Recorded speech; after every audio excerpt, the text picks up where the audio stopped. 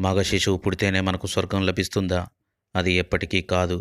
మన కడుపున పుట్టిన కుమారుల్లో ఎక్కువ మంది భూమి మీద స్వర్గం కంటే నరకం చూపించేవారే ఎక్కువ. మరి మనను పున్నామ నరకము నుంచి తప్పించే ఆ కుమారుడు ఎవరు? ఏలయనగా మనకు శిశువు పుట్టును, మనకు కుమారుడు అనుగ్రహించబడును. ఆయన భుజము మీద రాజ్యభారముండును. ఆశ్చర్యకరుడు, ఆలోచనకర్త, బలవంతుడైన దేవుడు, నిత్యుడగు తండ్రి, సమాధానకర్త అని అతనికి పేరు పెట్టబడును.